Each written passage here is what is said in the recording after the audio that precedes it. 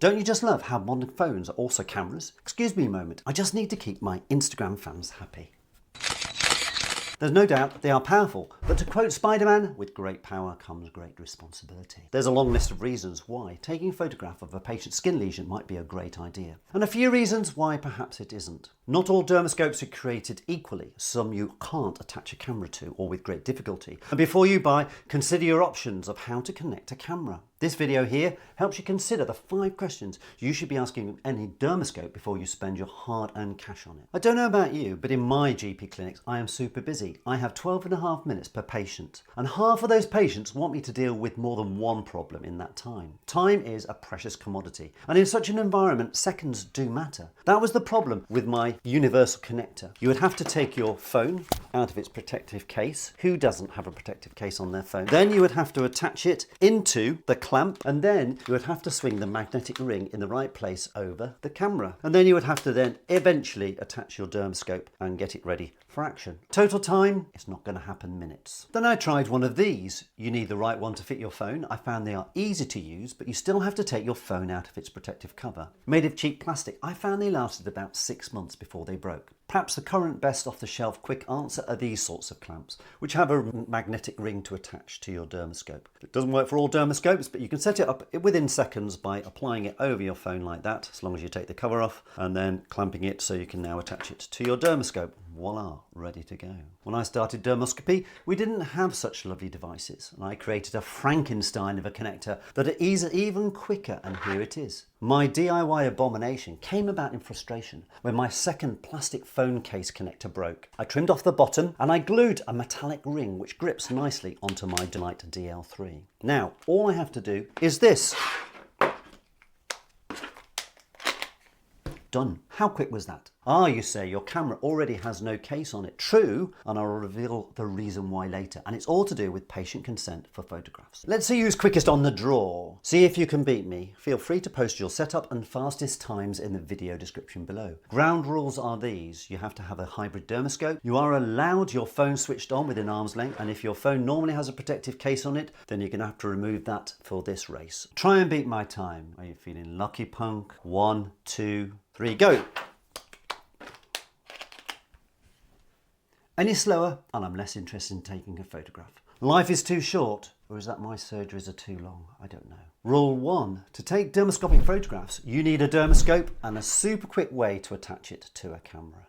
As the saying goes, there are many ways to skin a cat. And for those of you where English isn't a first language, this expression suggests that you can find a different method to achieve the same result. Do not take that saying literally. Although in the UK we call these reflective lights in the middle of the road cat's eyes, they actually help separate lanes of traffic. They were invented in 1934 by one Percy Shaw after he almost crashed driving home from a pub on a foggy night. I'm sure the beer had nothing to do with it. If you see a sign like this, some visitors worry we in England don't like cats and that we go around intentionally blinding them. No, it just means the road doesn't have any central road marking, so use extra care when driving. Although sometimes I'm not quite so sure. So my second rule is there are no rules how you attach your dermoscope to a camera so long as it works for you. In other words, there are many ways to skin this cat. What now? Well, get clicking. There are 4 types of photograph for you to learn to take. 1, you need a localized photograph showing the surrounding area. It puts the lesion in its context, it shows the patient's skin type, if there are any other similar lesions nearby, or if it's an ugly duckling, in other words, one that stands out as being very different. Secondly then, try and get a close-up or macro photograph as best you can. Here's a tip, get good lighting. If you can't focus, ensure you aren't zoomed in too soon. Start zooming in only when you've got the camera focused on the skin. Then tap the center of your screen, the little box comes up and you can zoom in. Still failing to focus? Then try putting your finger or some other object near the lesion to help the camera focus. Failing that, I don't know, do you? Let me know in the comment section. Now attach your dermoscope and use a contact gel because we want to be able to take both polarized and non-polarized photographs. Practice makes perfect.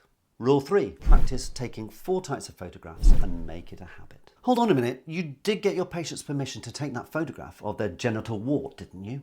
That's now mixed in with your family photographs in shared albums and with everyone else linked to your photographs, including Google, WhatsApp, the cloud, the world. Oops. Think of your patient as a Native American. Many Native Americans in the 19th century were wary of having their photographs taken and often refused. They believed that the process would steal a person's soul and disrespected the spirit world. And that's where Spider-Man's wisdom comes in to guide us. With great power comes great responsibility. When I take a patient's picture, I remember it's a privilege, but also a great responsibility. I hold my patient's spirit within my hands and my hard drive, and you don't want to disrespect that. I'm going to give a general guide here, but please find out your local guidelines, policies, and best practices in your region. In the UK, we don't need written consent if you're using the photograph just for the patient's own medical care. Images to be shared only with those providing that care. Best practice, however, is to record that you have obtained verbal consent from the patient in their notes. For everything else, you need written consent. There are many different consent forms you can use, but I actually found none fitted my purposes. So what did I do? I wrote my own. It does three things I think all forms should do. One, it has your contact details on so you can be contacted should the patient change their mind. Two, a reminder for you to offer your patient a copy of the consent form. I've only ever had 2 patients take a copy. Most of my patients trust me. Having a box to tick is a great reminder to offer them a copy. 3, explain what they are consenting for me to do with their images. I structure my form with 3 increasing levels of consent. Level 1 doesn't really need a written consent as it's using photographs just for their own care and between those giving that care. Level 2, it's permission to discuss those images with medical colleagues for our own learning and support. It will extend beyond our medical practice and could even be global in that discussion. Level 3 you probably don't need. I added that because of this YouTube channel. That is because YouTube has a global reach with 2 billion users and rising. Anyone from anywhere in the world could view the image. You can download this form from the video description below in Word format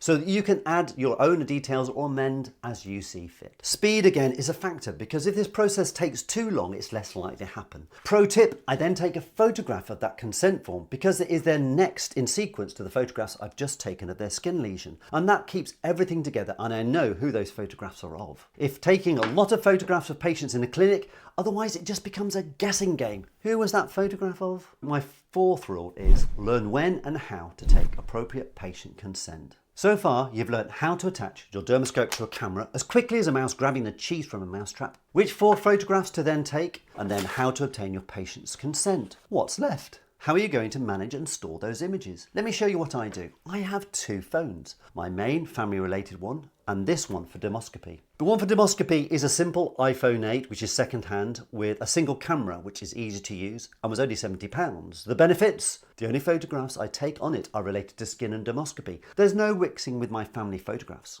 It doesn't have a protective cover, so it's always ready and quick to be used, kept in action in my bag. It's not connected to the cloud in any shape or form. Any images I take with it are transferred by a hardwire to a folder on my home desktop into a password protected folder. I am aware there are apps that you can use to take photographs, keep them secure and use them to share images with colleagues. Indeed, I use the one in the UK called Pando and it's quite good for sharing images and discussing with colleagues. However, the resolution on those apps often isn't very good and when looking at them you'll lose some detail and that is one big downside. However, feel free to use those apps if you're happy that you are compliant with all data requirements. When a photo is no longer needed, delete it permanently. Rule 5, use safe systems to store and transfer patient images, deleting them when they're no longer necessary. Develop good habits and systems at the start of your dermoscopy career will protect you and your patients from future problems. If nothing else, I hope you've learned something about cat's eyes. I hope this video has made you think about what you're going to do in your approach to taking pictures, images and developing consent. Feedback and suggestions in the comments section are very welcome. I'm still learning. Remember, there are always other ways to skin a cat.